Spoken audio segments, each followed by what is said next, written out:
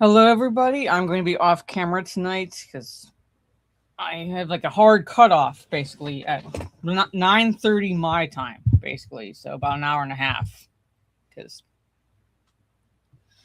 stuff I got to do, pretty much. And I'm going to like repeat this at the end of the stream, but so at least for the foreseeable future, I'm taking a break from the reading streams just because, like, at least for this round of 8 weeks, it is very involved with the work I have to do. Because at least for my coding class, it involves. I hate my fucking phone. It involves like weekly uh, quizzes, basically, basically applied quizzes, as well as case studies. So, like I said, at least for the coding course, it's a bit more involved. So tomorrow, I'm not going to. So basically, no stream tomorrow, but Friday, the the plan is if I get started early enough, I'm going to do a gaming stream and return to Lego Batman. If I start early enough, if I start like early, then what I'll do is I'll try to finish doing the side stuff, and then go from there back to the story basically, so I can try to at least get the game finished. It is kind of a pain in the ass, Golden Fox, but it's something that I signed up for, so it's not like it's. I'm not a quitter. I'm not just gonna fuck it. This is a pain in the ass. I'm not gonna do it anymore. So I'm sticking with it, but it is involved basically because that's going to be my job basically. I have to understand how to do this process, and for that I have to kind of cut back at least on one or two streams a week, roughly, and then just for just because you said this, Trey. Each morning when I wake up, I'm going to send you a sound clip of My Heart Will Go On. I don't care about the movie, Mike. But anyway, before I really say hello to the chat, Steve, let everybody know where they can find you and all that fun stuff. Here once per month, and on Teresa's channel, at least once per month. That's it. Yeah. You didn't do anything, Trey. You didn't do anything. It's just the fact that you told me, you made the mistake of revealing how much you do not like the song. That's what I'm gonna do. So it's my gift to you. Anyway, but obviously you can find me here. And we're doing our personal top 10 list for 2012 movies. Now, like, these movies are not necessarily objectively good. Like, they're not cinematic classics. I guarantee there's most likely better films that I've seen from 2012 that I did not put on the list. But I narrowed it down to the ones where, like, if they're on, I'm going to watch them. Or for whatever reason, nostalgia or what have you, that's like how determined my list, basically. And I'm not sure when we're going to start grouping the years. I think it was after 2015. So it's after 2015. Yeah, we'll do 2015 as normal, and then 16 and 17 as a combined one. So yeah, because we're gonna start combining years, chat. Because once we get past 2015, I'd be hard pressed to come up with top 10 lists per year after that. Yeah, me too. But anyway, so from the top, I'm gonna say hello to the chat, and then for those who are new here, although I don't think I see anyone that's like new in the chat, what Sieg does is he rolls a d20. I guess the range to see who goes first. Yeah. Trey? And we all know how that ends. Yeah, Gravy, hello. Anthony, good to see you.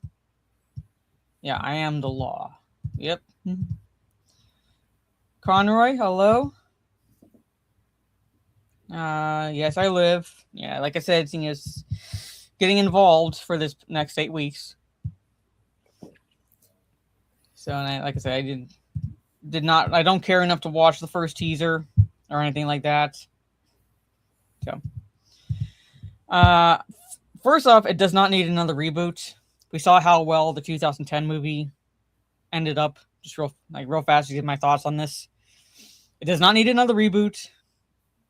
The only two good things One is a very minor good thing about the 2010 reboot. The best thing was Jackie Earle Haley. He was hands down good as Freddy Krueger in the reboot. He was the best thing about that movie, period.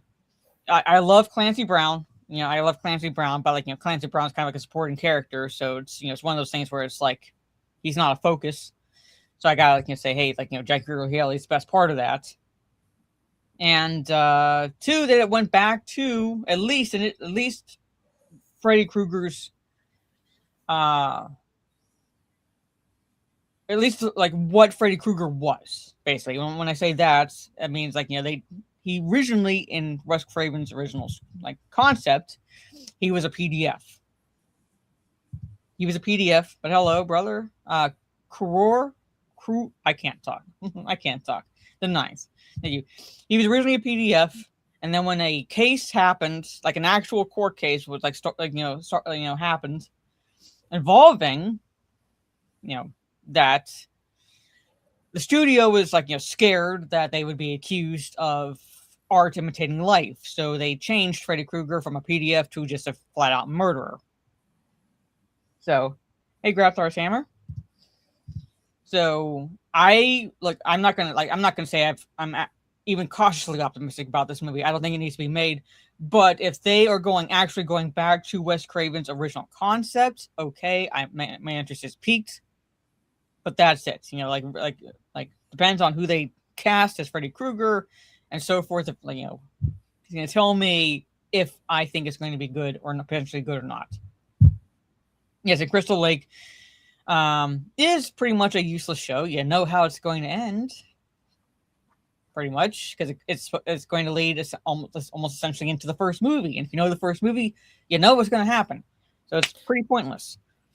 Anyway, so what Steve does is he rolls a d20, I guess the range, and then we go from there. Okay. What do you want? 1 to 10 or 11 to 20? 11 to 20. Nat 20. Anyway. Okay, so like I said at the beginning of this stream, if you are new to these streams, the movies themselves aren't necessarily objectively good. If it's all subjective basically, and sometimes they're just downright so bad they are good basically. But the first movie that I have on my list, I think is pretty underrated. I think again, I say don't get your history from Hollywood. If you want to know the actual history of this event, obviously read a book about it, which I did. But I very much enjoyed this movie starring Ben Affleck, and that is Argo. Basically, the focus is not the Iranian Revolution, although that is what is happening when this movie takes place. But that's for those who don't know, it's 1979, the Iranian Revolution occurs. They take over the U.S. embassy and hold those inside hostage. At least hold most inside hostage. They did let certain people go, certain demographic go. They did let black people go. Basically, they gave them the option to either stay or go, basically, because they didn't want to appear racist, for example.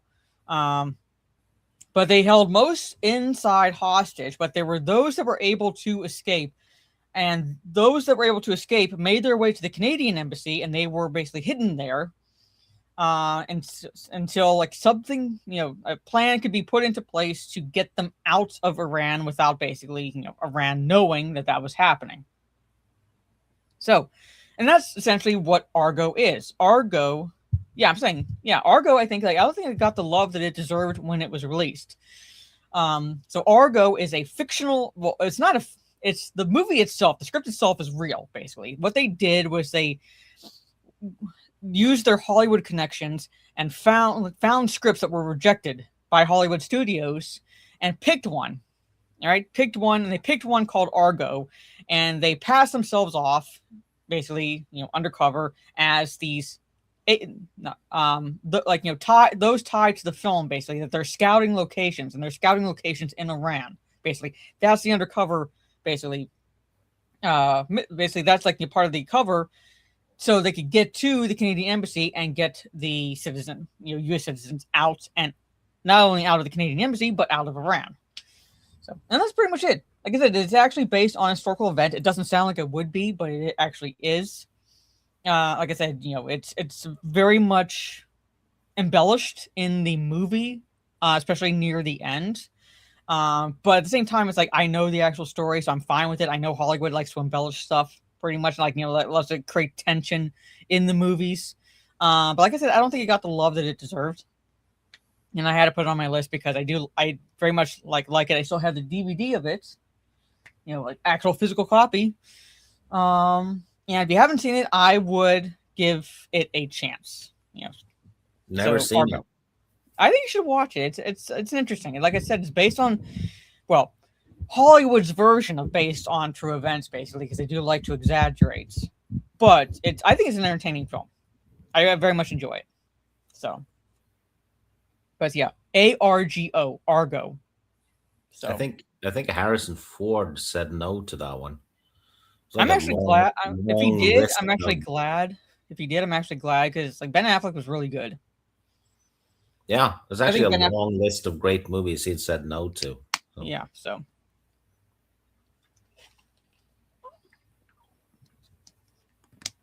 Well, that movie did not make my list. So, anyway, so you're number 10. My number 10 is the first Hobbit movie. That I did not even put that on my list. I barely did. Yeah. Simply because I keep rewatching them anyway. Maybe once per year. And this one does the least damage, even though the That's Goblin saying a lot. Cave, yeah, So, the Goblin Cave scene is probably the worst yeah. because it's so cartoony. Mhm. But Middle Earth looks good, and the music's good, the acting's good, and it sticks to that part of the book fairly well, with the exception of the orcs hunting them. Yeah, that never happened. Yeah, like I couldn't put it on my list because the second two just killed for me. Yeah, the second two, well, probably won't make my list when we get that far. Mhm. But the first one's, it's fine. So yeah. Flawed as hell, but anyway, Mhm. everyone has probably seen them. So Yeah, if you haven't, like I guess me personally, I haven't gone back to watch it at all. The once a year thing is for Lord of the Rings. the best adaptation of The Hobbit is the graphic novel. I don't know if you've read that one. Not the graphic novel. No. It's a 10 out of 10. Mhm. So have a look on eBay or something, right? I'll have to check it out. Yeah. But anyway, that was my number 10. Yeah. It's like, as an adaptation, no. At most, it should have been 2 films. Yeah. So, And anyway. way less cartoony. Yes. But anyway, okay. So you're number 9. My number 9 is a movie called The Campaign, which is a comedy with Will Ferrell and Zach Galifianakis, where Will Ferrell has been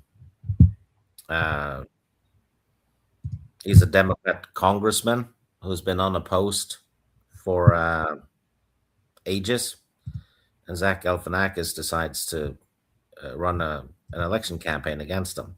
Mm-hmm. And it's a Will Ferrell movie, so it's retarded. Pretty much. Very much retarded, but this one's actually funny. It's got John Lithgow and Dan Aykroyd in it as well. So if you like movies like the Step Brothers and Anchorman and stuff like that, this one fits with them. Really I'd have to go back and rewatch it. It's not like I didn't like it when I first saw it. It's just it didn't make an impression on me. So yeah, I have to go back and watch it. I keep rewatching it, so hey Teresa, it went into my list. Right. So anyway, The Campaign, retarded comedy. Go watch it, especially during an election year, maybe. Well, that's because they, especially Will Ferrell, uses every trick in the book, including filming himself fucking his opponent's wife. Yeah. Well, the big election year would be 2028. That's the next presidential election. Yeah, and he also punches a baby in it. That part I remember. So, Yeah, that was fucked up. It was funny though, but it was fucked up. so yeah. My number 9 is it's one of those movies where it's like I will die on the hill that like it's actually good. Like it's a movie that bombed at the box office, but I believe it's a good movie. It's my personal opinion. I like the movie, even as an adaptation. I've read the book, so I know it's not exactly necessarily a perfect adaptation, but I think it deserved better than what it got, and I put a good chunk of the blame on Disney in terms of the marketing and so forth, and that's John Carter. Yeah, that one almost made my list. Yeah. And yes, it actually is good. Yes. It's very good. Yeah. If it's on, I'll watch it. So just I'm trying to to say give a some synopsis of it without giving anything away. But basically, John Carter, the titular character, played by Taylor Kitsch. How do you pronounce his last name? Kitsch. Also, poor guy though. He had Battleship the same year as well, which also I know. Yeah, but at least one of his movies made my list, and that's John Carter. But anyway, like he's a Civil War deserter. It's like essentially, basically, it says he's his. I don't want to well, I'll just say basically his wife and child were killed, and he's basically trying to basically just live in peace, and he's tracked down by Bryan Cranston was in it, right? Tracked down by Bryan Cranston's character, former Civil War captain, and let's just say, they enter a cave to get away from Indians, and shit happens, and somehow John Carter ends up on Mars. I can't remember the book too well to say if it was accurate or not, but he ends up on Mars. And the book's over 100 years old now, I think. Oh yeah, it's Edgar Rice Burroughs. I've read half of the Martian Chronicles. Yeah. So I haven't read the complete series, but I've read about half of them. And I know I read Princess of Mars, and I have basically it's my dad's copy, and I could post a picture of it if I find it. Where it's they weren't afraid to show pretty fucking naked woman on the cover. But anyway, he ends up on Mars, and he's found by the one alien species. And I gotta. You need to send me pictures when you find nerdy stuff like this. What? Seriously, when you find old books and nerdy stuff, take a picture and send me. Yeah. Awesome. Yeah, I'm trying to get the spelling of the name. So Taras Tarkas. Why? Fuck no, I couldn't. Willem Dafoe, voiced by Willem Dafoe. Basically, he is a Thark. That's the alien species, and he's basically the Jednak. He's the leader of the Tharks. That that's the alien, the species that finds John Carter. And for a while, John can't understand what they're saying, and he's given a drink because he's adopted. I'm not going to go into detail, basically, but the breeding system is not exactly normal on Mars, and he's given to Taras Tarkas' daughter to kind of raise, and his daughter is basically shunned by society, and she gives him this drink that allows him to understand what the alien language. And while this is going on, basically, Dejah Thoris, Princess of Mars, is she's trying to kind of save her own kingdom. Her father's, she's kind of in a position where, her father, he thinks, by marrying her off, he's helping the kingdom, kind of a thing, and she doesn't want to. She has another way that she can help the. Not in an environmental way, but help the planet and things like that. Basically, she's actually a strong woman without being a bitch. Also, the actress looks like the character Yes, from the they artwork. actually went out of like they actually when Hollywood cared eh, for an adaptation, they found an actress that resembled how the character is described in the book. Yeah, I'm saying like I think like this is why I blame Disney. Part of the reason why I blame Disney, the marketing was lackluster, and they called the movie John Carter, and then when the movie ends, you see the title again, and then of Mars at the bottom. I'm like, you should have just called it of Mars from the beginning. People were looking at this going, okay, this movie's called John Carter. What the fuck is this? Like, this looks weird. Like, Yeah. John Carter of Mars or Princess of Mars. It's literally an adaptation of Princess of Mars. So Also, there was a comic run. I think it's still going. Called John Carter of Mars, and the books are known for that title as well. So yeah, you just missed out on it, the whole damn fan base almost by not using and the full name. the dog Woola. Woola will follow you anywhere. I love that character. I love Woola. Woola is like one of my favorite characters, basically. But it's like again, like my personal opinion, it's criminally underrated. It got the shaft when it was released. I mainly blame Disney for that. I loved Willem Dafoe as the voice of Taras Tarkas. Taras Tarkas is an actually cool character. If you were to read the book, he's pretty fucking badass. And yeah, so it's like if it's on, I'll watch it. Yeah, it's classic pulp. Yeah.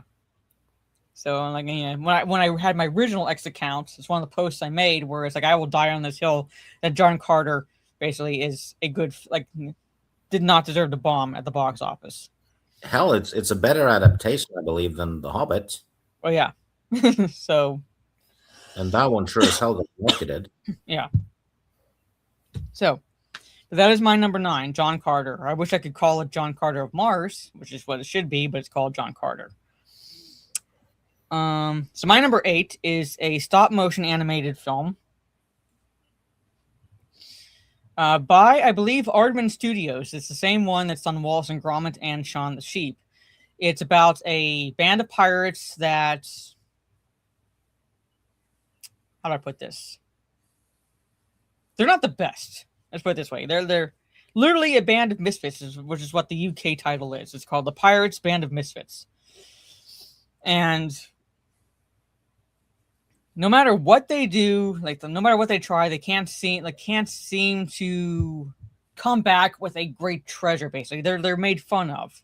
They're not exactly shunned, but they're made fun of by the other pirates because the other pirates are bringing back, all these treasures and the gold and such, and no matter the band of misfits can't seem to.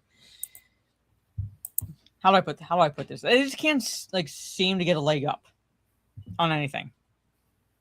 There's a character on in the band of misfits, basically the pirate crew, that's the running joke with the character is you can tell it's a woman trying to disguise herself as a man, and none of the other pirates can tell that she's doing that, but it's obvious. So that's the running joke because that's what some women would do back in those days to be part of a pirate crew without revealing themselves to be a woman, is that they would kind of dress and pass themselves off as a man, so that way they could.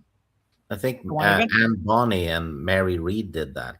Yeah, so they can go on adventures. I'm saying it's not uncommon. It's just the running joke in the movie is that it's obvious because her hair is blonde and she has an orange beard.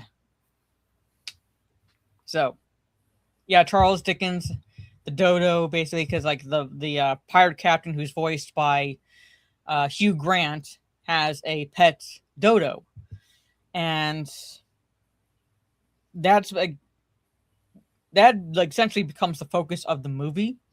And I don't want to say what happens because it's very much lampoons world leaders, but it's done so, in my opinion, in a very funny way, because and as Charles Darwin in it, I think that's what you mean, Charles Darwin, not Charles Dickens.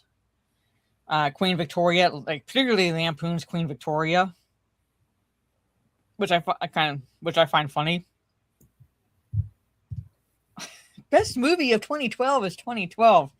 Oh, I remember when. Oh god, 2012. When all the idiots were selling off their stuff because they thought the world was ending because a bunch of Mayans put a calendar together with no Yeah. concept of the actual, 365-day year. Also, they skipped leap year. Yeah, I'm saying there were no leap years. It wasn't Yeah. the 24-hour a day, like 365 days a year calendar. It was an agricultural calendar, if anything. But people Yeah. saw it didn't go past 2012, and they thought, "Oh my god, that's when the world's going to end." And all these retards sold their shit, and I was Yeah. like, "Yeah." And the actual date on the calendar was over 400 years ago. Yeah. So I was like, it's not going to end. Yeah. Anyway, yeah. But hello, Mikhail. Anyway, okay, so that's my number 8. I don't want to say too much about it because if you haven't seen it and you like movies like or characters like Wallace and Gromit and Shaun the Sheep, it's Aardman Studios. I think you might enjoy this movie. Oh, thank you, Mikhail. Appreciate it. It's your favorite Jersey jabroni, Mikhail. Yes, thank you. Yes. I hope I know I've seen John in chats, and I'm hoping I hope he's does is doing well. I'd love him to come back because I love watching his streams on the weekends. So Who's appreciate John? Mikhail. John Graham. Oh. He did well, he still does it, but a series called RB and the Chief, basically Arbiter and the Chief from the Halo series. He does these little skits and so forth, and he's been doing it for a while. So, and he streams primarily on the weekends, and he does pretty long ones. And I think the last thing he was playing was the Final Fantasy VII remake. This made my list, Sinister. Anyway, but yeah, because I was listening. He wasn't streaming, but he was playing with Mazza last night, playing some Dead by Daylight, which is fun. Anyway, so that's the Pirates Band of Misfits is my number 8. Like I said, I don't want to say too much, but it's probably of their live action movies, not exactly their best. I would put Wallace and Gromit above it. But I thought it was enjoyable, basically. So I'd check it out. At least give it one watch. So I hear this. No, I don't remember that. Yeah. So I don't know. So I'm not saying because you live in Norway, it's limited, but I'm not sure how, if you would have seen it. Because it's been a while. It's Well, if it's a web series, then it's available everywhere. But I simply haven't seen it. I don't know. I think it's been a while. He's been doing it for a while. So, but check him out. John Graham. Okay. If one of the mods can put John's link in the chat, I appreciate it. So that way, Stig can see it, or has the link. So, anyway, that's my number 8. So it's your turn. Well, my number 8 is another comedy because I'm a joyous person. It's called Here Comes the Boom. Did not make my list. I had how many movies? Go ahead. Yeah, they're starring Kevin James, Salma Hayek, and Henry Winkler. They're teachers, and the school is, doing budget cutbacks, and they're going to discontinue the music program, which Henry Winkler is, in charge of. Mm-hmm. And Kevin James used to be a wrestler when he was younger, and he just figures he can do MMA fighting, because even if you lose, you make money, right? Yeah, pretty much. Yeah, so he's trying to raise money for his school, basically. So it's kind of like a feel-good comedy, but it's also freaking brutal because he does get beaten up viciously, which makes it even more fun. Winkler's fun in it. Kevin James is actually good, and Salma Hayek's always good, really. I think that Kevin James is like when he's like actually giving like stuff to work with, he's not a bad actor. He's actually a decent actor. It's just like Yeah. I feel like I don't want to say like Adam Sandler's an albatross or anything like that necessarily, like that kind of comparison, but it kind of is unfair to like equating Kevin James in that because he's done a lot of movies with Adam Sandler. Yeah, but they tend to do similar roles where you're kind of a goofball, and then he gets to go. That's where I put like blame on Hollywood because that's like kind of like stereotyping him into these roles. He was typecast. Yeah, but then when he when is able to break out of that typecast, he's actually a decent actor. So yeah, and goofy, stupid comedies are some of the most rewatchable movies, aren't they? So, and this is one I keep rewatching. Same with The Campaign. That one I watch because it's retarded in a good way. But this one's different though. It's more of a kind of a feel good movie, kind of underdog movie almost comedy. Yeah, like kind of an underdog movie. Yeah, so it went on my list. Yeah, we pretend Mall Cop. Jesus, no. It had its moment. Mall Cop had its moments, but it's one of those where it's like it definitely was the typecast movie for. So, yeah.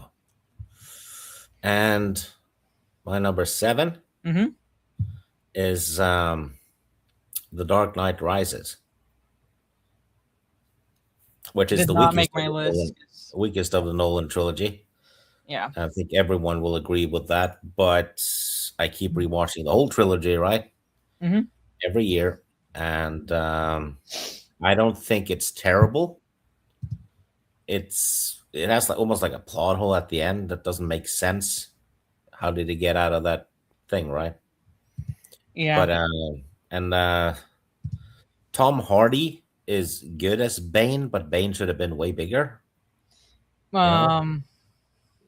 I'd have to disagree with you. I mean, I'm not about Bane being bigger, but I have to disagree with you about Hardy being good. So, I thought it was fine, but anyway, because Bane is South American, so. Oh yes, he is, isn't he? Yeah, should have been a Latino. Yeah, or closer to that. Yeah. Well, I mean, it's more like less in Hardy's performance than than anything where it's like I did not see Bane.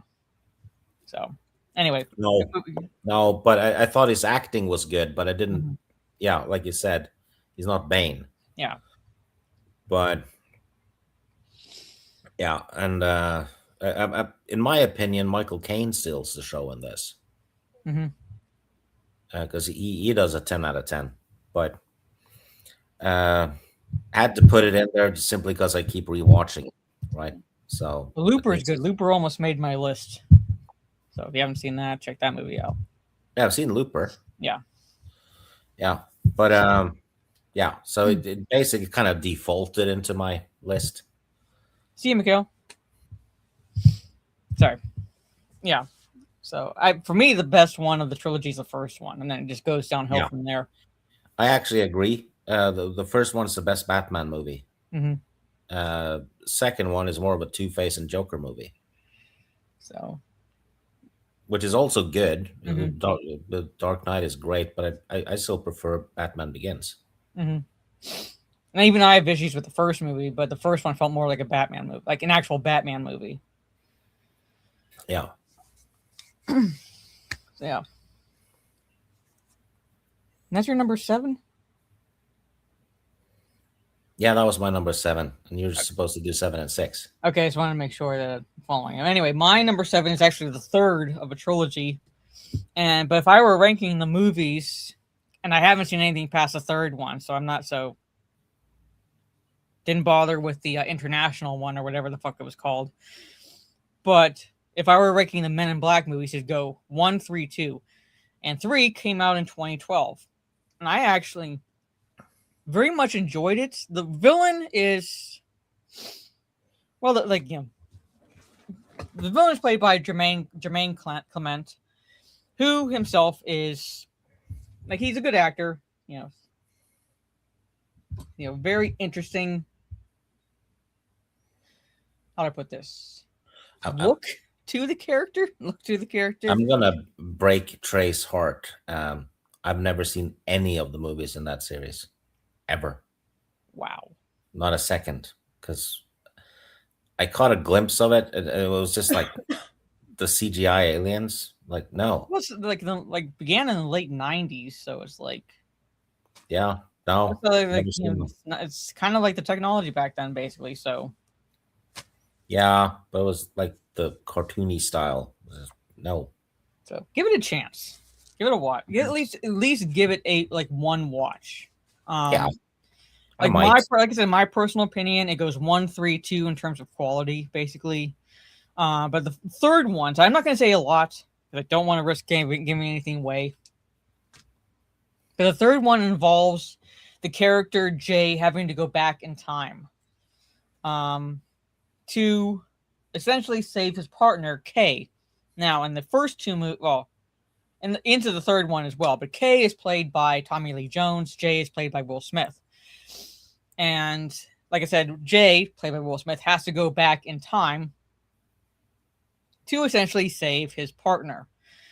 And by doing so, he's not supposed to do this, but again, shit happens. He ends up encountering his partner's younger self, played by Josh Brolin, who is phenomenal as a younger version of Tommy Lee Jones. And That's actually good casting. yeah, the reason, why, like I said, Jay has to save his partner, and he has to save his partner, and that involves basically the villain, the alien villain, played by Jermaine Clement. I don't want to say too much because I don't want to risk giving anything away, but not the ending per se, but there's a part in this movie that actually really hits at the heartstrings, and it's done well, and beautifully, beautifully, it shows, it demonstrates a way of tying into the first movie without it feeling forced. I don't want to say what that is because obviously my co-host has not watched it, but if you've seen the first movie and you watch the third movie, it's beautiful. It's actually organic the way they did it. So someone can actually write. Yeah, someone can actually write and figure out, okay, this is where I'm going to find a way to connect these two movies. I'm going to find a way to connect these characters. How am I going to do it? Boom, does it this way. So the problem is that you have to be able to appreciate that sort of quirk to really care about these movies. There is a quirkiness to them, so it's it's comedy, so it's not like it doesn't take itself too seriously. And the villain was good. The villain was better than the second one. The second movie, like I said, I go 1, 3, 2 in my personal opinion. But that's all I'm going to say about Men in Black 3 because my co-host has not seen it. Oh no, it's fine. No, I really don't want to I don't want to reveal too much because, like I said, it does reveal something. Yeah, it does reveal something, and I don't want to spoil anything. So yeah, but we're also closing in on 2 decades, so it's my fault for not having seen it in that long. No, I still don't do that. I hate people that do that, even if the movie's 2 decades old, because that doesn't mean anything to me. I've watched older movies, so I'm yeah, I don't reveal anything. But that's my number 7. My number 6. I've never watched the series. I've never watched the series. I know people who did watch the series weren't a fan of this adaptation, but again, I personally don't have any dog in that fight. Never didn't know about the series until the movie comes out, and that was Dark Shadows. Now, primarily the reason why I love this movie is mainly because of the Tim Burton aesthetic. Is that the one with Eva Green? Yes, Eva Green. Mm-hmm. Yeah, she is. That's not her best role because her accent slips. The American accent she's doing, but she's marvelously nuts in it. But yeah, I'm saying, like I said, I'm not saying like I said at the beginning of the stream, the movies themselves aren't necessarily the best. and there's criticisms I have for like each one of them. Hush Golden Fox. But like I said, I enjoyed the aesthetic. I typically enjoy the cinematography that and visuals that Tim Burton does because that's my preference. But basically, Johnny Depp plays a character called Barnabas Collins, and he lives at the time, like what, 18th century roughly time period. Because his parents, and he sailed to the new land, basically America, where his father builds this what becomes kind of a thriving fishing business, basically, because it's a coastal town. So it's like that, that's what the business of this father starts. And Ava Green plays the older version of this. What's her character's name? But basically, she and Barnabas have known each other since they were kids, young, and she's always been in love with Johnny Depp's character. And when he rejects her for someone else, it's revealed that Ava Green's character is a witch, and she curses Barnabas and turns him into a vampire. All right? It's not exactly spoiling much of anything. It happens near the beginning of the movie, so it's not like it. Because basically the comedy with the character is when he wakes up centuries later, and he's a fish out of water, literally, because the world has advanced so much, he has no idea what's going on. Like, technology to him is sorcery or witchcraft, and so forth. Yeah, as a comedy, it worked. I think the series was more on the serious side. But again, I've only caught snippets of the show, the series. I never watched it, so I can't say for sure. But that's the impression I got, is that it was also a really funny sex scene in it. Yeah. So, but anyway, like I said, and Tim Burton adapted it, but he made it more of a comedy. I think it was kind of more serious, the show was. And then Tim Burton kind of made it more of a dark comedy. And so basically, Barnabas returns. Jackie Earle Haley's in it, and he's one of the best characters. He and what's the old woman's name? But Jackie Earle Haley's character and the old woman are the caretakers. They're the only caretakers of the Collins mansion estate. And that, the old woman doesn't give a shit, basically. She just does her work, doesn't pay attention to anything that's going on, basically. And it's one of those running jokes with the character. But Jackie Earle Haley is really good. I think it's around the time that he was starting to make a comeback. It's around the time that he was starting to make a comeback into Hollywood, because he was a child actor, and then alcohol and mainly drugs, but basically that did him in, and kind of killed his career for a long while. And then he started making his return back into films, and I think Dark Shadows is one of the, not the first one, but but around the time that he was coming back into Hollywood films. It's got Christopher Lee in it too, and Alice Cooper. Yeah, Tim Burton finds a way to, while Christopher Lee was alive, Tim Burton always found a way to have Christopher Lee in his movies, whether it was a really quick, short cameo or what. But he always found a way, or voice work, but he always found a way to have Christopher Lee in his movies, which I appreciated. And Alice Cooper is also in it, and it's one of the best comedic moments. Not specifically with his character, but more with Barnabas's impression of him, basically. I don't want to say what it is, but I think it's a really fucking funny. It's one of the funniest moments, I think, in the movie. Why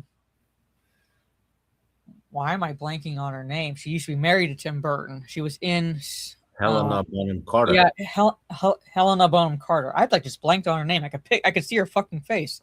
She's in it as well. She plays the doctor who's kind of like the living doctor who, like, looks after, but takes care of the young son of the brother character played by Johnny Miller, I believe. So yeah, and then I'm trying to remember. Gorman from Aliens is in it too. Plays the sheriff. Yeah. Michelle Pfeiffer is in it. Chloe Grace Moretz is in it. Yeah, like I was right. Johnny Lee Miller. I had to look up the cast a little bit, basically. But Johnny Lee Miller is like the brother of Michelle Pfeiffer's character.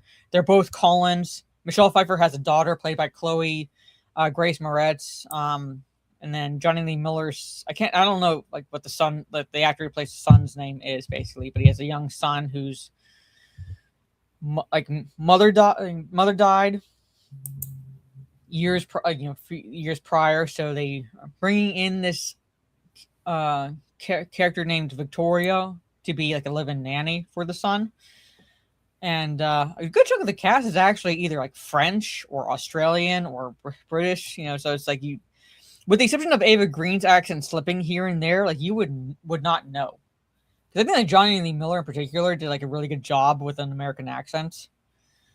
But yeah, like I said, it's one of those movies where it's like, yeah, I guess if you loved the show, you probably wouldn't like it as an adaptation, but I didn't mind it because I never watched the show. I had fun watching the movie, so I had to put it on my list because if it's on, I'm going to watch it. I enjoy it. Yeah, it's definitely rewatchable. It's kind of like on the, you could do a double feature with this and the Addams Family, couldn't you? Yeah. So I'd have to go back and rewatch Monk. I used to watch that show, but I don't remember Alice Cooper's the episode he was in. Anyway, yeah, but that's my number 6, Dark Shadows. Yeah. Your turn. You did number 5, or you did number 6 and then number 5, or so. No, I've done up until 7. Yeah, you didn't. You do your number 6. That was my number 6. Yeah, but did you do your number 6 and 7 this time? Yeah, Men in Black and 3 was 7. Oh, okay. I wasn't sure. Well, I was like thoroughly confused. I'm like, wait a minute. Yeah, we're on 6. You do your 6. Too. I wasn't sure. I forgot about Men in Black already. Oh my god. Yeah. But don't they do a mind wipe? Yeah, like Yeah. Anyway, my number 6 is and I'll always defend this movie, The Amazing Spider-Man, the first one, with Andy Garfield. I think it's the third best Spider-Man movie. It's better than the third with what's his name, Tobey Maguire. Well, I gotta blame the studio, forcing Sam Raimi to put Venom in. Yeah, Andy Garfield is too old to play Peter Parker at that age, but I thought the I would argue that he's a good Spider-Man, but not a good Peter Parker. Yeah, I would agree. And the villain, the lizard guy, I enjoyed him too, because the movie felt like the old comics I had when I was a kid. It's very monster of the week villain, kind of. Yep. I don't know. It's just whatever they were trying to do, it just worked for me. The second one with Garfield, though, is not good. That one's shit. But this one I thought was, yeah. I don't have much bad to say about this one. I thought it was a very good, Spider-Man movie. Simple as that. And yeah, Trey's right. Emma Stone was really good in this. Yeah, but, so overall I enjoyed it, but it did not make my list. Yeah, and I still prefer the first two Toby Maguire movies, but this one Mhm. is. I didn't think this one was bad, No, I mean but like it's not bad basically, but probably wasn't as much of a fan of it as others. yeah, So that's fine. I know a lot of people don't like Andy Garfield, as Spider Man and all that, but well, like I said, this, I was fine with like him as Spider Man. Like this, him as Spider Man, like he was good because Spider Man is um quippy, basically. Like he has good comebacks and things like that. So he worked as Spider Man, but did not feel like Peter Parker when he was supposed to be no, Peter Parker. Toby Maguire nailed Peter Parker, Yes. uh, not literally. Yeah, I'm saying like like that's what I think of when I think of Peter Parker. Yeah, Like not just awkward, not just like socially awkward, but like an actual nerd. yeah, So that but like that anyway, that's just my opinion of it. So yeah. But I keep rewatching this one, and I enjoy it every time. So it goes in there. hmm My number five, though, is another one that a lot of people don't like. I watched it in the cinema, and I hmm thought it was fantastic to watch it in the cinema. I watched it in 3D, and it's Prometheus. wow, you watched that in 3D. What? I said, wow, you watched that in 3D. Yeah, Okay, Mazel Tov. Then I guess it did not make my list, but go ahead. yeah. Well, it's a lot of the shit this movie got was because people assumed it was going to be an alien movie, and then Yeah, they didn't that's what it see looked the like. That's alien. how they advertised it. No, they didn't. At least here they Uh, did. At least here they made it well, look like an alien movie. yeah, Ridley Scott said it was set in the Alien universe, but it's I not. know, but the trailers made it look like another addition to the actual alien movie. It's not just in the universe. So Yeah, I don't know. Blame marketing then, but no, I'm saying he, like that. I'm saying like when I say they, I mean I'm not necessarily saying Ridley Scott. I'm just saying like when it was advertised, when it was marketed. yeah. So Um, it's explores the origin of the engineers, hmm the space jockey. yeah, Yeah, personally, I would have preferred them to look like some kind of alien creatures. That it's not a suit you see in that chair, that hmm it's the actual creature. yeah, Uh, but I like the other way they did it as well. And the scary bit is there's something up there that wants to kill us, right? yeah. And we don't know. But does that work on screen? Nah, it's more that works better if you're sitting there thinking about it, doesn't it? hmm But it's a bipolar movie because it seems to not stick with a genre because it's an excellent sci-fi movie, right? Yeah, as a sci-fi movie, it's not bad. But as Yeah. an alien movie or within the alien universe, no. Um, I like it as an alien I universe did not movie read the as Black well, Horse comics. So. but uh, it's not scary. They they fail on the horror, in my opinion. But gorgeous movie though. The special effects and all that is amazing. Idris Elba's great in it, hmm and Numira Pace is very good. So and but Fassbender steals the show as the android.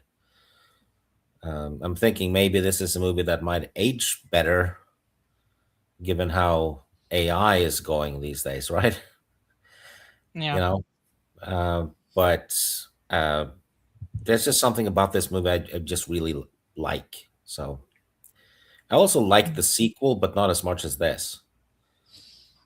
But it sure as fuck better than the shit show Disney just released. Well, that goes without saying. They kind of decanonized uh, Prometheus and Alien Covenant, and then they directly reference the movies in the new one. So like, decide already: is it not Uh-huh. canon or is it? You Yeah. know? So But yeah, anyway, Prometheus had to go in there.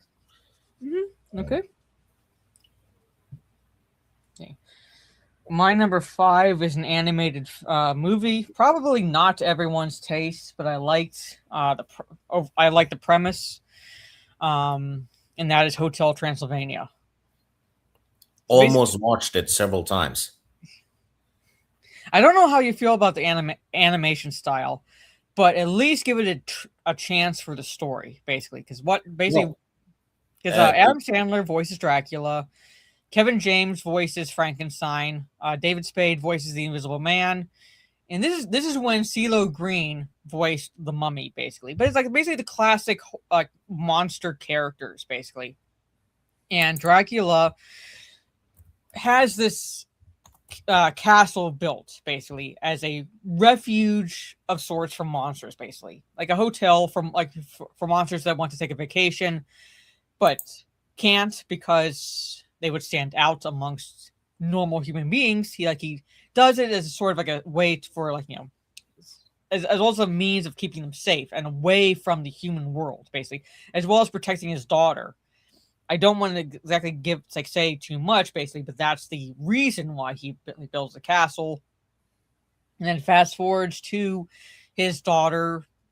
The character is Mavis. I think she's voiced by Selena Gomez, I want to say. Anyway, so she's turning 118, basically. So the equivalent of like turning 18, basically. It's their birthday. And it's going to be I don't want to say a big bash because the running joke in the movies that Dracula is doesn't know how to have fun, like actual fun. And then something that Dracula does draws the attention of, you find out, a human voiced by Andy Samberg. And basically, so Dracula has to hide the fact that this is a human in the hotel, so he dresses him up like a Frankenstein monster of sorts, and trying to keep him, the monsters from not finding out, basically. But Johnny, that's the character, the human's character, Johnny and Mavis fall in love with each other despite Dracula's efforts to keep them apart. And as Trey says, it does have not just a fun family message, but also kind of turns the tables on judging a book by its cover. And I don't want to say what that is because, again, kind of gives away part of the ending. So I don't want to reveal too much. But it turns that message in a good way on its head. So I'd say at least give the first movie a chance. The second movie is decent. It's good. But it's kind of beat for beat, kind of not a retelling, but kind of feels the same as the first movie, essentially, a little bit. And the third one is, it's okay. Fourth one is, if there's something else on, watch it. But at least get the first movie. Yeah, you can't watch. I'm looting it from the high seas right now. Yeah, so at least again, I don't like the animation style. It's quirky. I don't mind the animation style because it's supposed to be cartoony in this case. Yeah, I'm saying but in the story. So yeah, the story is where it matters for this. But I'd say at least maybe the second one, give that a watch. But the third and fourth ones aren't really necessary, in my opinion, to watch unless you actually want to watch them. Yeah, I'm pretty much 2 decades behind on animated movies, so I really need to. Yeah, I'd probably just at most watch the second Hotel Transylvania. And I said if you want to watch 3, fine. It's not bad, but it's it's I don't think on par with the first 2. And the fourth one is if there's nothing else on. Yeah. Just kind of a situation. I do like, the kind of Addams Family-ish kind of horror comedies, so I'm pretty sure I'm gonna like this one. Yeah, but that's my number 5 is Hotel Transylvania. Oh, Is there another one coming out? They need to stop. And my 4th is a horror movie starring Ethan Hawke that one. called Sinister. Almost seen that one several times too. Yeah, first So one is good. I need to watch it. Yeah, first one is good. Second one, in my opinion, you don't need to watch. It's not as good as the first one. But as far as Ethan Hawke, and he's an author. He and he's kind of like looking for inspiration of sorts for his next venture when writing. And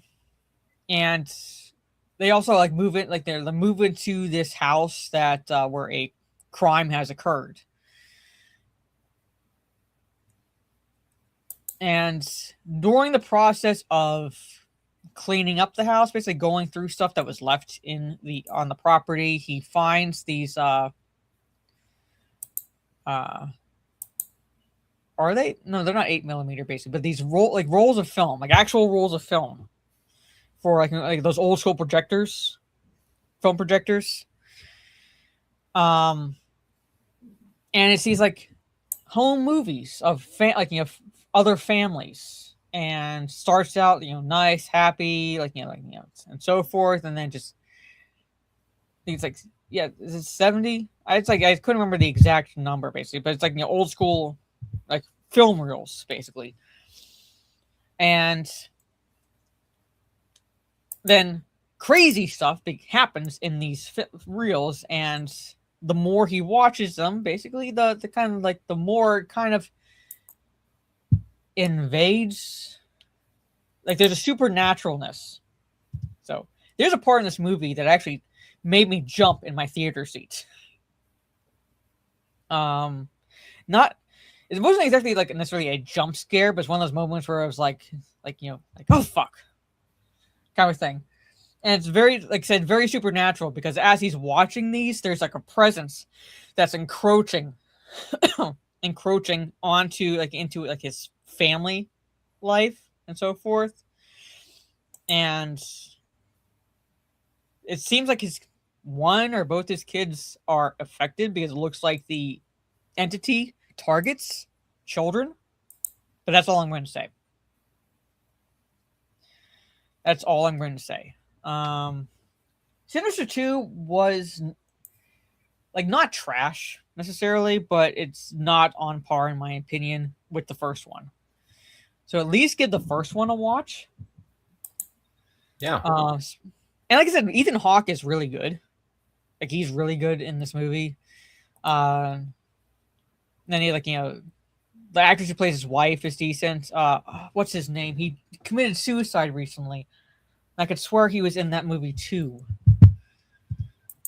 He was also really good.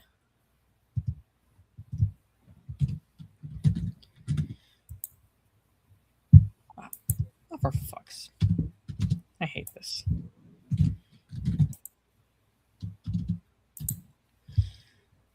James Ransom. Yeah.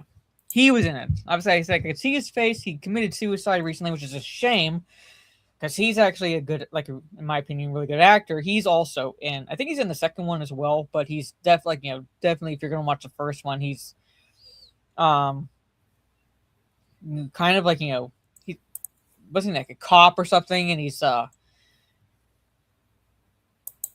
where his partners initially passing this off as Ethan Hawke is just talking crazy talk essentially. Yeah, I'd say he did he committed suicide recently. James Ransom, but then James Ransom's character is maybe there's more to this. Maybe he's not just talking crazy. There might be something actually in what he's saying. So kind of so it goes into that a little bit. But anyway, that's Sinister. So really the big big thing to take away from that is it's a supernatural movie. There's a presence that's affecting the children, because that's what it does. It targets children. But what it does Well, you gotta how it affects the children. Well, then you gotta watch it to find out. So that's my number 4, Sinister. Yeah. My number 4 is The Avengers, first one. I thought they did incredibly well with the first one. And I don't think they quite managed to get to that level ever since. Even though Endgame and all that was very good, but I Mm-hmm. thought the first Avengers was kind of like a milestone movie. You know, you get all these superheroes together in one movie, and I think it was the first time it's been done on that scale, and Mm-hmm. all of them get to shine a bit, and good um, good humor and interactions between them. The special effects are great. You know, Mm-hmm. really enjoyed Avengers when it came out. It's sad that the MCU is what it is now, isn't it? Because it sure as hell started well, Yeah. but everyone here has seen the Avengers. There's not a lot to say about it, right? Yeah. It did not make my list. Not because it's like I don't like the movie or anything, but um, just because actually I didn't. And I actually never finished watching Phase 3, but like it started going downhill Yeah, after that, and yeah. um, I think they nailed it with the first Avenger movie, and then mhm, there's good stuff after that, certainly, but it's also a bit wonky and flawed, with the yeah, exception of Winter Soldier, which was peak, wasn't it? I'm probably gonna might this be like a really hot take for people, but if you actually think about Winter Soldier, like actually think about the plot, it certain parts of it don't make sense. It's also a Bond movie. So, well, like This, the tone I'm fine with, yeah, but certain parts, like plot wise, do not make any sense. yeah. Well, it's probably gonna make my top 10 when we get there. So, Oh, it's fine if you make your top 10, but but like if you actually like sit back and think about the plot, it does like at least Winter Soldier does like parts of it don't make sense, and then Civil War really doesn't make sense. oh, that's not even a war; it's a brawl in a parking lot. I know it's saying, but there's like elements of the plot where I'm like who read this and said, yeah, this is fine. Yeah, Like I'd be like watching this go like I'd fail it as an English teacher. Like this makes no sense.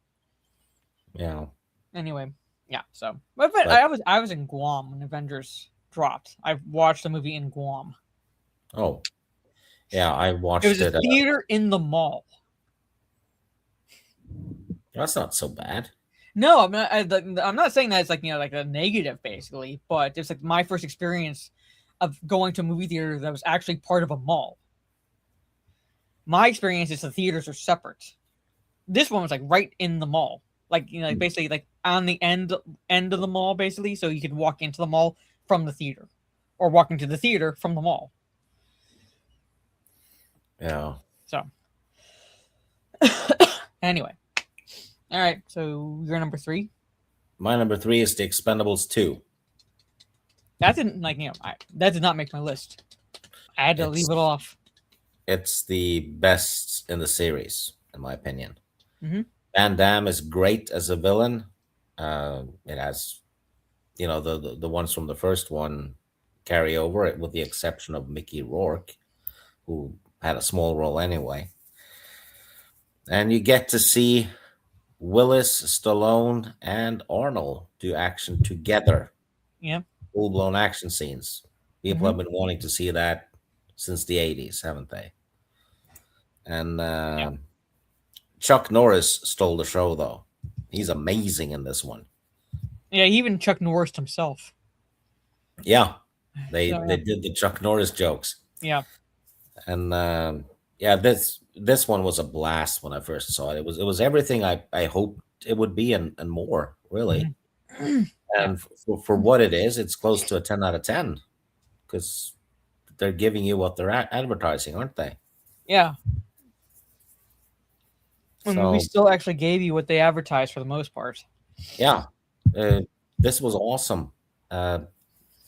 I I quite enjoyed the first one too, but this one is the sequel was better, wasn't it? Yeah, compared to the first one, 2 is better. Yeah. The third one, I would put it on par with 2, but only the director's cuts. Ronda Rousey and company drags it down for me. Well, see, Ronda Rousey, she drags it down for most parts. I didn't mind the younger male characters basically. But for me, the reason why I put it on par is because Mel Gibson, I think, is a better villain than Oh hell yes, Jean-Claude Van Mel Damme. So it Gibson's the kind of best like that villain. kind of like balances it. Yeah, and Banderas was good. Yeah. So for what negatives the third one has, Mel Gibson and Banderas elevate it. Yeah. So, but Kind of I think I like Jean-Claude Van Damme. I did not mind his villain at all in the second one, but I think Mel Gibson's character is better. Well, Mel Gibson's a way better actor, Yeah. So you know. But yeah, Expendables 2, awesome. Mhm. Wish I could watch it again for the very first time, really. yeah, But yeah, that's your that number. was my number 3. Yeah. 4 doesn't exist. We also had 0 crossovers Yeah. this time. That's never happened before. So, my third is another animated movie. Pretty much like the characters are arcade characters, and that is Wreck-It Ralph.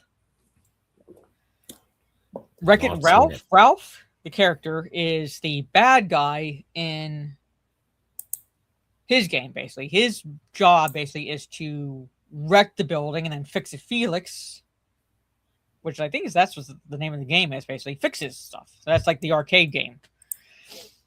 And this is like basically a process repeated over and over again. And Ralph is like starting to feel essentially dejected because the they're like short round people basically, but like the people in his game, like the characters in his game, treat him like a villain basically. So they like kind of like don't invite him to parties, they avoid him and so forth. They treat him like he's an actual bad guy, and he's not actually a bad guy. He just has to play the bad guy role in this game. He was clicking shit, and I bet he left the studio. Anyway, I'm just gonna keep talking.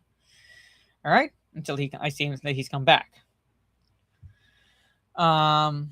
Yeah, so like thanks Satan. Basically to the point where he has to he goes to a kind of a bad guy support group for like these other bad guy characters. And I remember that they basically the mantra in this group is part of the mantra is I am bad and that is good. I am not good and that's not bad. And like one of the Sagiv, one of the other bad guys says, it's just because like you're a bad guy, kind of like you're a bad guy in the game, doesn't mean you're a bad guy. Like you are not personally a bad guy. You just have to be a bad guy in the game. But still, again, Ralph feels like if he did something good, then he would be treated differently in his own game. So Sorry about that. Yourself. The browser crashed, and then StreamYards wouldn't load. All right. It just loaded and loaded. Nothing happened. I don't know. Every update, just something gets fucked up with StreamYards. But anyway, it's just basically, so Ralph takes it upon himself to go for a medal, basically. And so the premise in this game is the cables that connect these games to the power are act as modes of transportation from one game to another. So they can leave your game and go into another game. The thing is, you'd have to get back to your game, and if you die outside your game, you're kind of done for goodsies, basically. But he goes into this first person shooter-esque game to get a medal. Shit happens, and he ends up in a racing game called Sugar Rush, where he meets the character of Vanellope von Schweetz, voiced by Sarah Silverman. I think she's a major cunt, but she does a good job voicing Vanellope von Schweetz, basically. So, and she uses his medal to enter the race, all right, because she's called a glitch in the game, trying to summarize this basically. So to get his medal back, she has to win the race, basically. And there's more to it than happens in this movie. Obviously, if you've seen the movie and know, basically the premise of this movie, and basically Fix-It Felix and what's the character that Jane Lynch voices? Basically, she's like the female protagonist in the first-person shooter game, basically. But they go into Sugar Rush to try to get Ralph because they think he's gone like rogue or something like that. They think he's gone turbo, basically. You need to watch the movie to understand the reference to that. It's not like it's a reference within the game, basically. So like within the movie, I should say, basically. And that's what, and the worry that he's done, he's gone crazy, basically, and they're going to get him. So, and like I said, there's more to it in this movie. It's one of the last instances where I did not cringe at the Sarah Silverman. But John C. Reilly voices Wreck-It Ralph, and he's really good. And it kind of again, it's one of the last times where it's actually truly hits emotional moments. And even in an animated movie, basically, it kind of hits you in the feels, especially when Ralph is talking to Felix in one scene, in one part, and found a way, an animated movie found a way to demonstrate better emotion than most Hollywood live action movies. Anyway, that's my number 3 is Wreck-It Ralph. All right, so. My number 2, now this is where we might have some crossover, is I Am the Law. Oh, yeah, that's my number 1. Yeah, so I'm not going to talk, I've talked about this movie before, basically. Yeah, no, it's fine. Everyone's seen it. Yeah, it's freaking awesome. I'm not going to say too much about it because it's a remake of the original. Well, no, it's based on. I'm saying it's based on the comic strip, basically. But I'm saying there was a movie with Stallone, basically. So it's that one has nothing to do with the comics. Yeah, I know. I'm saying so it's for those who know the movies.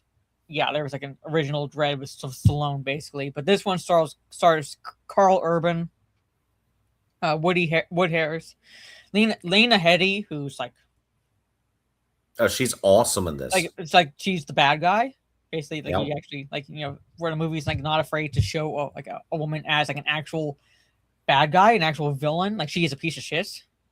Yeah, and truly psychotic. Nothing. Yeah, truly psychotic. Nothing redeemable about her. Yeah. And these judges, basically, they are literally judge, jury, and executioners, basically. So they're the ones in charge of keeping crime down, basically.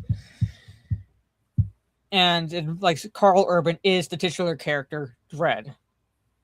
And it's very dystopian feel to the atmosphere, basically.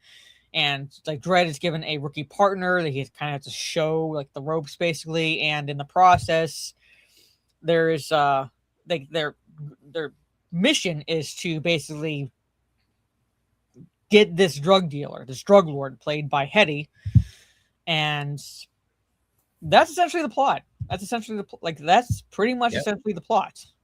Yeah, it doesn't have a big plot at all. It's straightforward, as it should be. I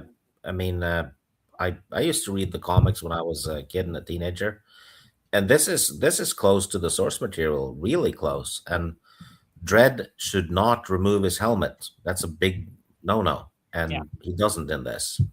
No, which is I'm fine with. So I guess, Yeah. and basically, like, because like they're trying to take down this drug lord, they have to go through the drug lord's cronies, basically all these, like, and it's like they have to fight their way through. They get Yeah, to it's this bitch. it's Die It's a group. Hard-ish, but he has Yeah, to start at the bottom almost and yeah. shoot himself up. I'm saying, like, literally has to, like, shoot, like, to get to this drug lord, he has to fight his way through. And like, Also, the female sidekick, the recruits, she is awesome. mm-hmm. Strong female character right there. You know? Yeah. So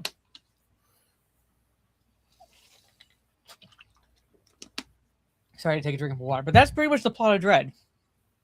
So it's straightforward, nothing complicated, nothing like elevated story wise where it's trying to be something it's not. Yeah. No, they are enforcers, they are judge, juries, and executioners. He's trying to get this bitch eventually, and he has to fight his way to get there. Yeah.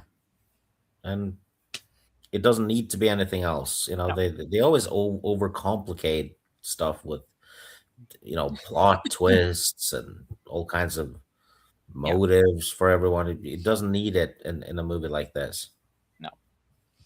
So anyway, that's my number 2. So you're number 2. My number 2 is Django Unchained. I did not make, like, I had to leave like a good number of movies off basically my list basically. I know what your number 1 is. Well, I guess you can figure it by now. Yeah. But anyway, Django Unchained. Tarantino tries to make a Western movie, which is very much. I think you mean Carl Urban. What do you mean, right, Josh? Hold on. Josh Brolin? No, Josh Brolin isn't. You mean Carl Urban? Anyway, go ahead. Yeah. Anyway, Tarantino does a 70s, 60s ish Western with way more blood. It's kind of like a revenge, like a, I don't know about what kind of a Western, yeah, kind of, but like a revenge fantasy Western. Yeah, because they have the guy who originally played Django in a bunch of movies. He's in it. Mm-hmm. He's at the bar scene where there's like 2 black people fighting, right? Yeah. But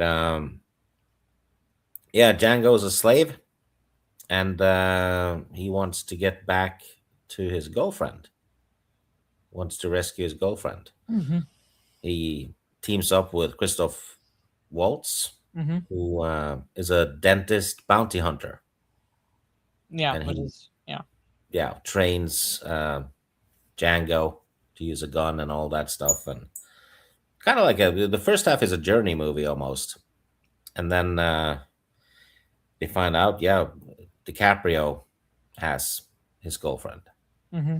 They need to try to buy her from him, but then things go sour because Samuel Jackson's character Steven, whom he described as the most despicable N-word character in movie history, is really in charge of the plantation. It's not DiCaprio, it is Samuel Jackson is in charge, and he's way smarter than everyone there.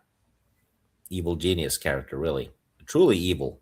Yeah, and he does an 11 out of 10 with that role. And this movie does not shy away from showing racism and what was going on at the time, which it should be there, right? Yeah. Mm-hmm. If it's going to be a story about that, show it, But this movie is just awesome. Mm-hmm. It's fantastic. It has a lot of humor as well, but when it gets dark, it gets really dark. Mm-hmm. Yeah. No, I did not know that, Anthony. And yes, I'm not sure how I feel about it. There's talk about Zorro and Zorro and Django team up movie. Fingers crossed, We'll see. Anyway, number 1. My number 1 is Dread. All right. It's that simple. And your number 1. My number 1 turns the horror genre on its head by adding like basically elements of, but not just comedy but science fiction in a way, and that is Cabin in the Woods, which was fun. I've seen that one. Yeah, which didn't do as well at the box office as it should have, but I primarily blame the marketing for that. And the reason why I blame the marketing for that is it looked more like there was really no proper indication of like the actual plot. Like it looked like it was like supposed to be a horror movie, like a straight up horror movie. And so people went to go watch this, and then the actual, they're watching like the actual plot, and they're thinking, "What the hell is this?" But anyway, basically, the premise is, like someone says, turned it onto its head. Is that there are actually like these technicians that are operating like a secret underground facility, and how do I put this? I don't want to reveal too much. The plot was these sacrificial creative. They create these scenarios basically to, based on local horror traditions, to the goal is to save humanity, basically, in their minds, to save humanity. And it's like an operation that's all over the world, basically. So they operate these basically to kind of, I can't remember like what the reason they give.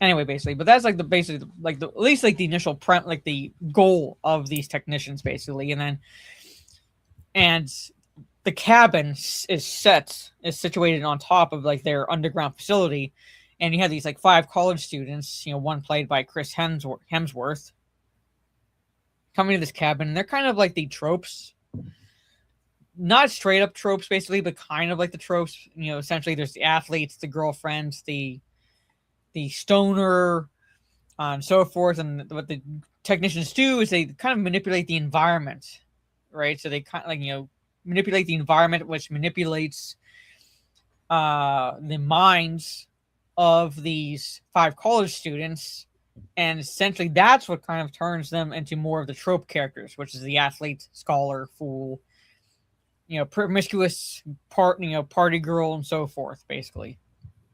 And then like these cameras, the monitors feed the information to the technicians, and they bet on basically which monsters that these students will accidentally unleash, kind of a situation. And that's pretty much the premise. Yeah, and it works. Yeah. So I guess I don't, because I'm at kind of like my hard cutoff, so I don't want to get too into it. But watch this movie more like a dark comedy than a straight up horror movie.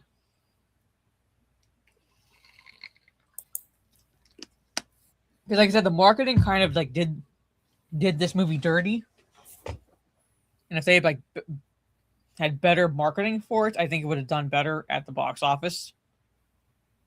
Because it's kind of an absurd premise if you think about it, but in a weird way, it works. And like with Hotel Transylvania, kind of like turning certain things on its certain plot elements on its head. That's what this movie does, basically. Just takes the horror genre and flips it around, turns it over, and saying, okay, like what if like this? What if it's like this? Kind of like with Tucker and Dale versus Evil. Yeah. Basically, it's like what if this was like just a series of misunderstandings? Kind of like that's Tucker and Dale versus Evil, which brilliant. Basically brilliant. It turns that slasher genre literally on its head by asking that one question: what if it was a series of misunderstandings? So, anyway, like it's very good, mixed cast of not just like the college students basically, but the technicians. One like which is played by Bradley Whitford, who's like he's one of those faces where it's like if If you don't know his name, you know his face. Kind of situation. And he's like not like he never really made it to like A-list status, but he's like one like an actor that I think is really good. Who initially I would like say is not initially, but the first movie I saw Bradley Whitford in ever was Adventures in Babysitting. Did not have a big role in that movie, but he was good. Actually, he was good with what he was given, what material he was given. Anyway, so that's our list of 2012 movies. Yeah. And Next month will be back. 2013. So Yeah. 2013 is a lot. There's a lot of remakes and sequels in that year. yeah, pretty much. So. So before I give my outro, Stig, let everybody know where they can find you and all that fun stuff. Here in about a month or maybe even sooner, because we did this one a bit later this month, and on Teresa's channel for the Western talk, Western movie talk, will be talking about the Treasure of the Sierra Madre with Humphrey That Bogart. is a very good movie. Yeah, Humphrey Bogart just like, oh my god, he's phenomenal in that movie. Him and Walter Houston. Yeah, Teresa hasn't seen it, so it's going to be fun to see what she has to say about it. I watched it because you told me to. Yep. It was a couple of years ago, and it's awesome. Yep. It is a very good movie. Has some good quotable lines in it. I don't want to say too much because like if Teresa's still watching, I don't want to say too much basically. But that's another movie chat. If you don't mind watching black and white films, check it out. The Treasure of Sierra Madre with Humphrey Bogart. Yeah, it's awesome. Mm-hmm. So anyway, but like chat, like I said, this going to be taking a break from reading streams at least for this the rest of this 8 weeks, just because my one coding class is a bit more involved. Not that I'm surprised at it, but it does take time because I actually have to basically learning how to use the book. I'm learning the guidelines and so forth, and I kind of have to shift my focus really into this class basically. So no stream tomorrow. I'm going to be finish all my work for this week tomorrow. But Friday, my plan is come hell or high water, I'm going to do a gaming stream Friday.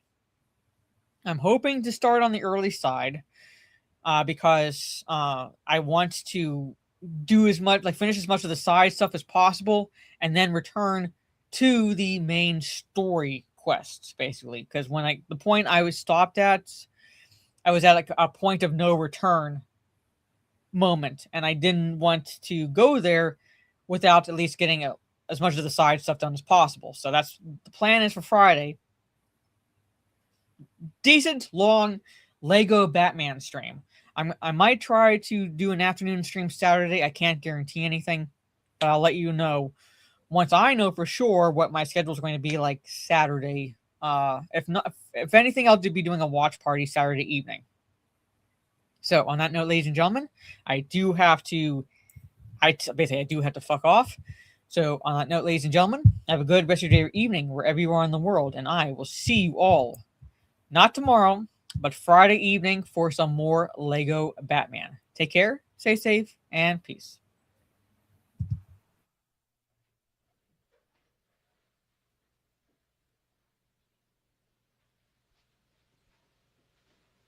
You're still here? It's over. Go home.